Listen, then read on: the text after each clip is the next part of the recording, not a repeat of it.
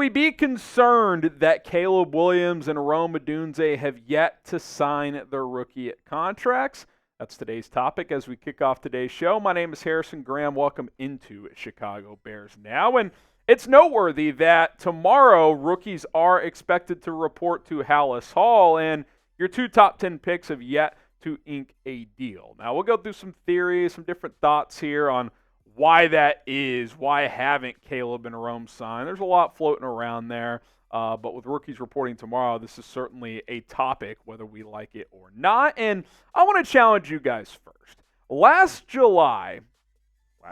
2023, we picked up 473 new subscribers on this channel. Awesome. This year, almost halfway through the month, 174. So we got a ways to go if we're going to top last year. I like a little competition. I'm challenging you guys. Can we get 500 plus subs this month? We would need 326 more to get there. Daily coverage, news, rumors, training camp updates, and a whole lot more. Hit that sub button if you want to help us out. All right.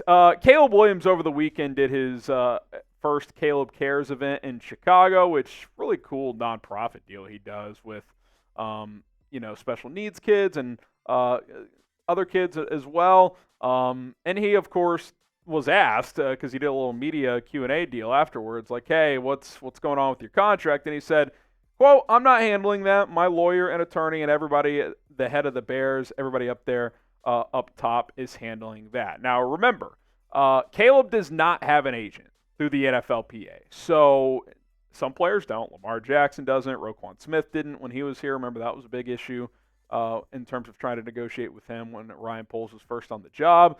So it's a different type of deal. It can take a little longer.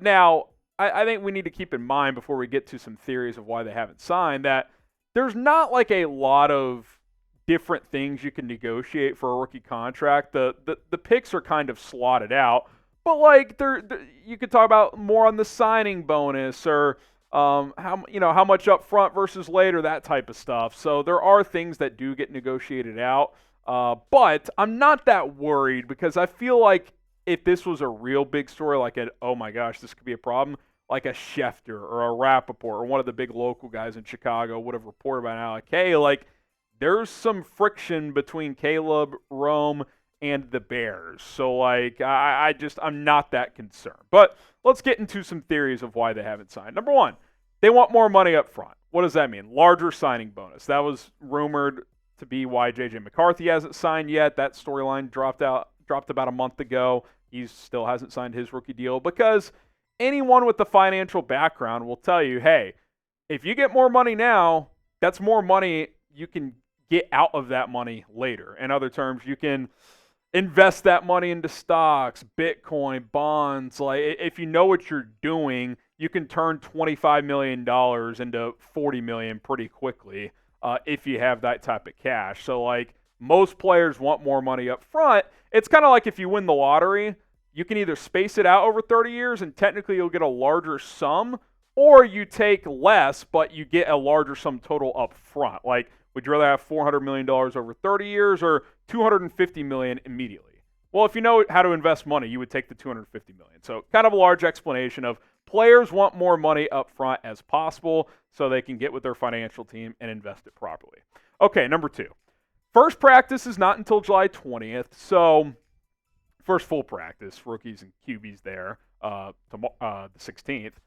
But, until then, I'm not that concerned. So it could just be a situation where, hey, like they're going to be back in the building the 16th. You have a couple of days there to get ink to paper. So it could just be a matter of, hey, Caleb and Rome have been out of town and, we've come to a verbal agreement, but they haven't officially signed yet. They'll sign once they're in the building. So keep that in mind. And then number three, and I think perhaps the most interesting one that's been out there is the Hard Knocks theory, which is they haven't signed because the Bears and Hard Knocks and Rome and Caleb, they've all agreed like, hey, we're going to capture that on camera. So I would expect the Hard Knocks cameras to start rolling tomorrow when rookies and quarterbacks report, and they can capture that. Like, oh, bring them to the back. Here's your contract, Caleb, Rome. Go sign it. I could buy that theory. I mean, it makes sense. Two high-profile rookie draft picks on a high-profile show like Hard Knocks. Hey, we've agreed to the deal, but we're not going to officially sign it until Hard Knocks cameras get rolling once training camp begins, which rookies report the 16th. So I could buy that theory. It's hard to say if that's true or not, but I certainly think it's a possibility. Are you concerned that Caleb and Rome haven't signed up to this point? Type Y for yes, you are, or N for no, you are not. Pin comment on today's show. Are you concerned that the two top rookies haven't signed their rookie contracts? I would say I'm more surprised than concerned. Again, I'd be more concerned if one of these bigwig reporters was like, there's friction brewing between the Bears and one or both of these players. Like, I remember the Roquan Smith deal his rookie year. Like, there was friction there. Like, he was going to hold out of training camp. I think he did miss some of training camp time, if I remember correctly. So I don't get the sense that that's happening here whatsoever. So, yes, it's a little surprising. I expected it to be done by now, but maybe we'll find out once they sign that there was a reason that was the case. So, again, more surprised than concerned. It's definitely noteworthy and something to continue to monitor. All right, speaking of Caleb Williams, veteran Mercedes Lewis joined the Jim Rome show and discussed the Bears rookie quarterback. Obviously, hasn't spent a ton of time around him just yet as he signed, I think, right after mandatory minicamp. Here's what Mercedes had to say. Quote, from a talent standpoint, he has everything it takes to be great. Obviously, me being a UCLA guy, I watched the USC games when he was there. Just the arm talent, the off-platform throws, the leadership on the field, I think that's going to serve him well. With how our running game is and how we try to marry up the passing game with the running game, I think it's the perfect offense for him to come in right away and be successful. I have no doubt that he's going to go out there and do his thing. And look, Lewis talking about what he was able to do at USC and in college, like, it speaks for itself, right? The numbers, it is what it is, right? They're jaw-dropping numbers, elite numbers. He won the Heisman Trophy for a reason. He was the most feared college football player over 2.5 years for a reason. All that we know. Like, that's not new information. But the NFL is a different deal. It's learning a playbook. Does his skill set fit with a certain offense, which Lewis thinks it does? Does the offensive coordinator and the quarterback mesh? You hope that's the case here. I'm just eager to watch him play because, like, the hype is there locally, nationally, from fans, from players. Like, I just want to see it. Like, I want camp to get here. I want preseason games to get here. We're 17 days away from the preseason opener in Canton. We'll see if Caleb plays in the Hall of Fame game against Houston. But I'm just eager. Like, I'm anxious, like, waiting. Like, we've been waiting for months, right? Like, obviously, we got a little taste, OTAs, minicamp, all that stuff. But it's go time now, and I'm just excited to see him take the field. If you are as well and want to get his jersey to rep yourself in, chatsports.com/Caleb. Pick up a Bears Caleb Williams jersey today. We got the navies, the whites, the oranges are available as well. Chatsports.com/Caleb. That link is in the comments and description of this video. Get yourself a Caleb Williams Bears jersey today in plenty of time for the season. Chatsports.com/Caleb. All right, are the Bears going to go 9-8 this year? Fox Sports has released their win-loss projections for all 32 NFL teams. I'll focus on the NFC here. Let's start with the division. This is how they see the North playing out. Packers and Lions both going 11-6. They have Green Bay getting the tiebreaker there and winning the division.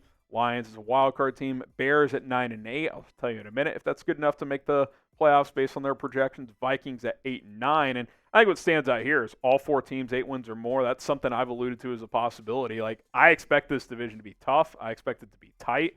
I think it could be a 3-team race up until the last week or two of the season. Like, I don't think any team's going to run away and win 13, 14 games, but I'd be surprised if a team bottomed out and won 6 or less. Like, I think the floor will be 7 wins for a team, and the ceiling's probably 12 or 13, but it's possible all four are sandwiched in between, 8 and 11. It's very much a possibility. Now, you look at Fox's NFC predictions as a whole, they got the Bears right there at number 8. So on the outside looking in for the playoffs, division winners on the left, San Francisco, Philadelphia, Green Bay, and Atlanta, 3 wildcard teams, Detroit, Dallas, and the LA Rams, and then the Bears just on the outside at 9-8, along with Tampa at 9-8 as well, and then Cardinals, Vikings, Giants at 8-9. I mean, you think about that, 12 of the 16 teams, 8 wins or more, 14 of the 16 with 7 or more in the NFC, with the Commanders and Panthers at 5-12. By the way, if it was me, I'd have the Giants with way less wins. I'd be surprised if they're hovering around 500. And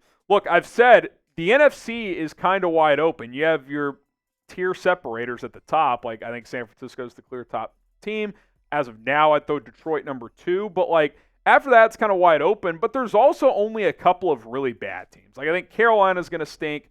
The Giants, potentially Washington as well. But everybody else is going to be solid. Like, even if Seattle goes 7-10, that's a pretty solid team. The Vikings, they're going to be solid. The Saints aren't terrible. Like, they have a good defense. So, I think it's going to be easy to be in the playoff mix, but it's not going to be easy to make the playoffs because I think there's going to be, 6, 7, 8 teams vying for those 3 wild card spots, and I would expect the Bears to be in that group. Could they maybe sneak up and win the division? Yeah, it's possible, but that's going to be pretty tough with Detroit coming off the year they did and bringing everybody back and adding to that team, and Green Bay ascending as well. So hoping for the playoffs, I think that's a realistic goal. But if they go 9-8 and miss the playoffs by a game, I mean, am I supposed to call that a detrimental failure? I don't think so. I have higher hopes, but I can't really rip Fox for this. It's not like the worst prediction of all time.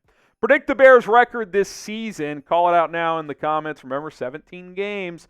Let me know how you think the Bears are going to do. If you watched our prediction video after the schedule came out, my initial one was 11-6 and a wild card spot. I think I had Detroit winning the division at the time. That's still where I am right now. But my final prediction, A, on where the Bears will finish in the NFC North, and B, what their record will be. We'll make sure to get that out to you guys before week 1 against the Titans. Want to see training camp play out, any new potential roster moves, plus, of course, the preseason games as well. So 11-6 was my early prediction, and if they win 11 games, they're clearly going to make the playoffs. Be sure to hit that subscribe button. Thanks to everybody for tuning in to Chicago Bears Now. Again, we're trying to top our July numbers in terms of new subscribers compared to last year, so help us out. And if you want daily content, just hit subscribe.